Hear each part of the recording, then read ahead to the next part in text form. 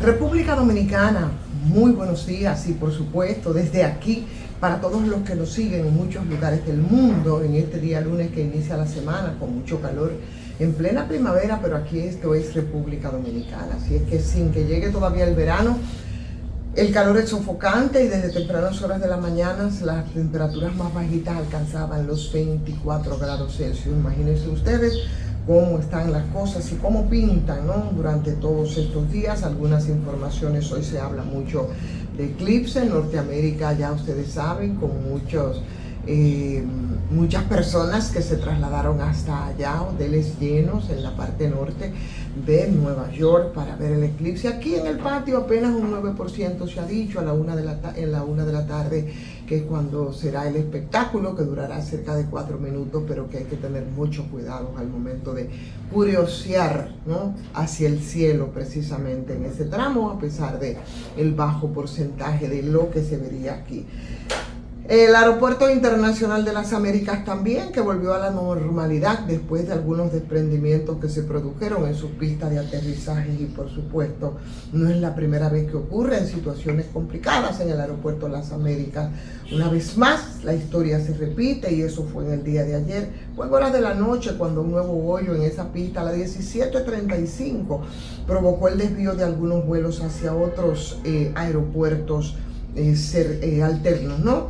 Sin embargo, eso nos hace pensar y mirar cuántas situaciones se han dado ahí en el Aeropuerto de las Américas, el asfalto de la pista que ha sufrido al menos desperfectos en los últimos 4 años, desde el 2021 al 2024, que ha provocado las restricciones de las operaciones aéreas. En el 21, por ejemplo, hubo un bache ahí en la pista de aterrizaje y eso originó un cierre temporal de los despegues de los aterrizajes de la terminal. En ese momento se produjeron por lluvias y ese inconveniente generó muchos retrasos, muchos desvíos, algo similar a lo que ocurrió ayer. Y algo similar también sucedió en el 2023 a través de X, en la cuenta o anterior Twitter. La concesionaria Aeropuertos Dominicanos informaba sobre un desperfecto detectado después del aterrizaje de un avión, y en ese momento también las operaciones en el aeropuerto de Francisco Peña Gómez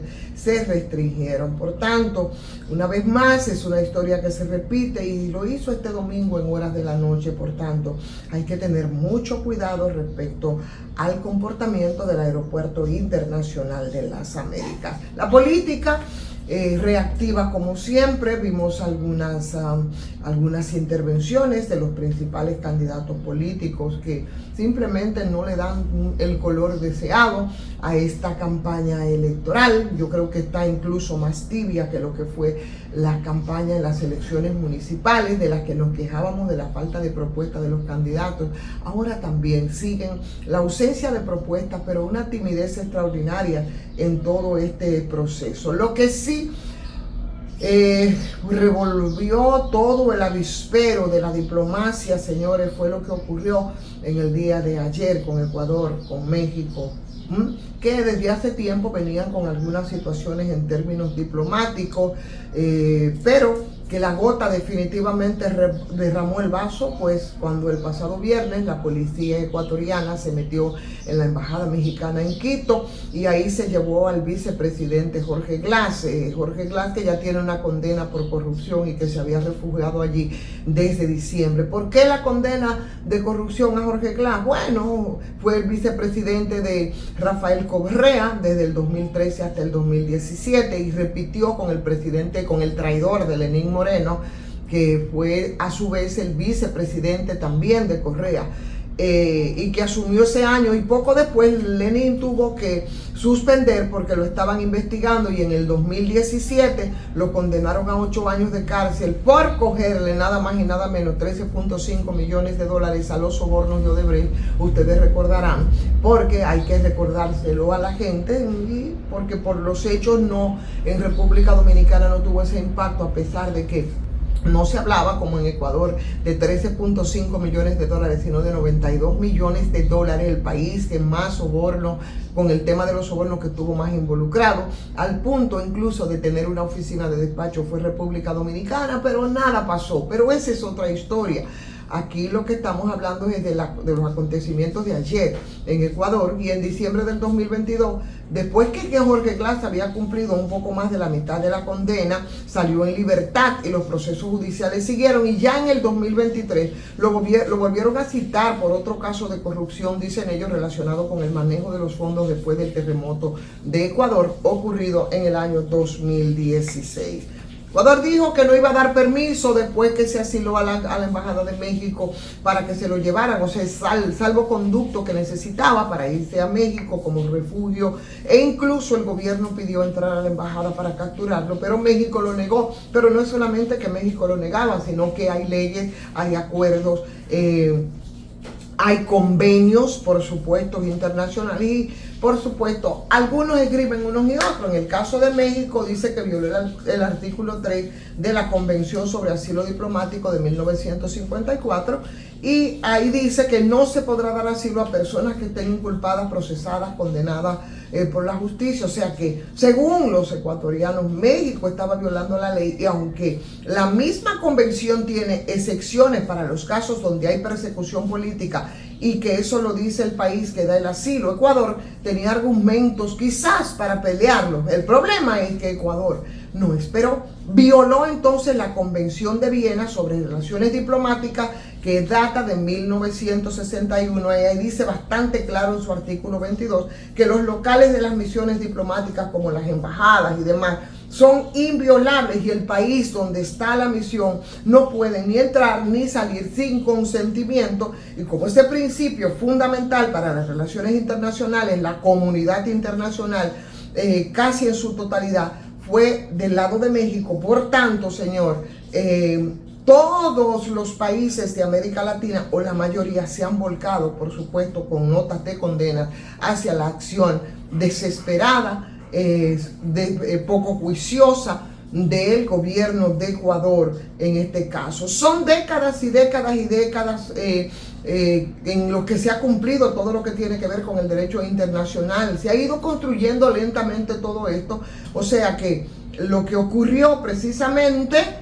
y esgrimiendo justamente los instrumentos como la Convención de Asilo Diplomático de 1954, que es a lo que refiere en este caso Ecuador, o la Convención de Viena, que es de 1961, constituyen irremediablemente, señores, piedras angulares sobre lo que se tiene, de tal suerte que, sin importar, y eso es así, el nivel de deterioro de las relaciones entre los dos países, la inviolabilidad de los locales de las misiones diplomáticas, que son acreditadas y lo son de manera muy celosa, deben ser respetadas, al punto que en los últimos 60 años son muy contadas las excepciones que incumplen ese principio y que ha sido respetado, e incluso por gobiernos de fuerza, por las tiranías que se caracterizaron por respetar un poquito, por lo menos, respecto a lo que tiene que ver con el derecho internacional, con relación al asalto policial, porque no fue otra cosa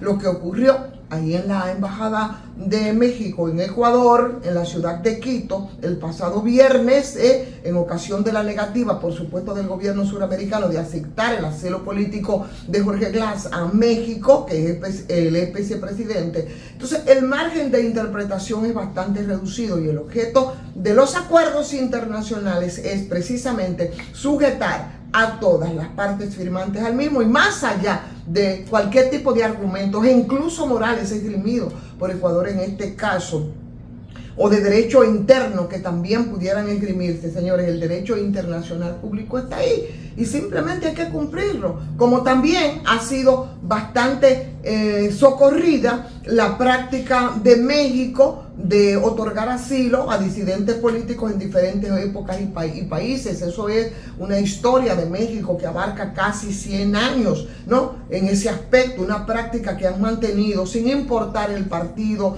la embajada, en fin, el Estado ecuatoriano. En este caso, yo creo que no hay forma de cómo calificar lo ocurrido, sino de bochorno inaceptable, condenable desde todas las ópticas, porque en otros tiempos, señores, ustedes recuerdan, pese a que ellos invocaron también ese tipo de violaciones con el caso de Julian Assange, o sea, el lugar más seguro, por supuesto, debe ser las embajadas, y eso es inviolable. No hay excusa en este caso, y eso llena de mucha vergüenza.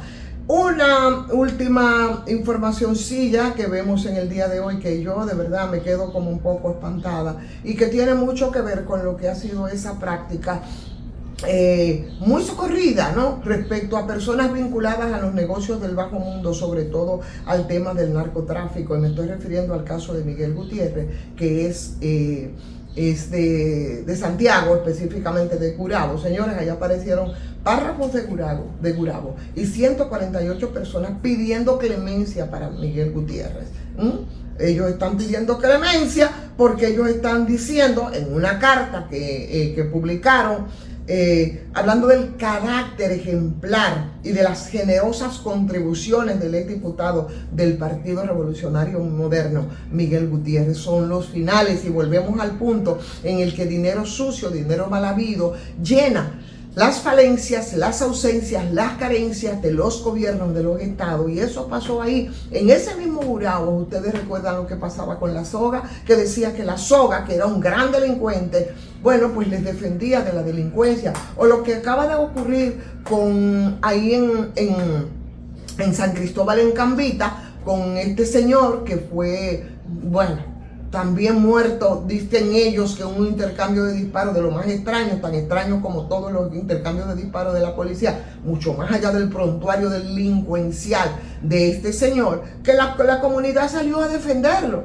y salió a defenderlo porque él les protegía económicamente a todos estos infelices de esa zona con un dinero sucio, en la misma forma que él les protegía o les asistía, de esa misma manera también los mataba con el tema del microtráfico. O sea que volvemos a repetir la historia, y ahora resulta que para la comunidad, de la pobre comunidad de Gurabo, Miguel Gutiérrez era una especie de héroe, tan héroe como lo fue la soga, un gran delincuente, como lo es también este señor condenado a 16 años en la ciudad, en la Florida, y como deberían de ser condenados también otros casos, porque hay muchos Migueles Gutiérrez dispersos por ahí, no solamente que ya fueron elegidos, sino otros por elegirse. Y ahí el último llamado para que pongamos atención. Las elecciones están a la vuelta de la esquina y no podemos repetir fenómenos como este. Mientras tanto, pedirles que nos cuidemos del calor, señores. Entre 11 y 4 de la tarde mantengamos la cordura, la tranquilidad. No salgamos a hacer ejercicio, a ejercitarnos. Consumamos mucho líquido, sobre todo agua. Vamos a utilizar ropitas ligeritas, por supuesto. Vamos a cuidarnos porque están bastante fuertes la temperatura. Mientras tanto, pedirles que le den like a esta transmisión, compártanla con otras personas. Agradecer y sugerir siempre que si tienen que adquirir algún medicamento, vaya a Farmacia GBC, porque un 20% de descuento no cae nada mal. Sin excusas, evidentemente, porque muy cerca de usted siempre hay una Medicar GBC. Suscríbase si no lo ha hecho, y si desea, hágalo también a patreon.com/soy Ivonne Ferrera. Muy buen inicio de semana para todos, para todas.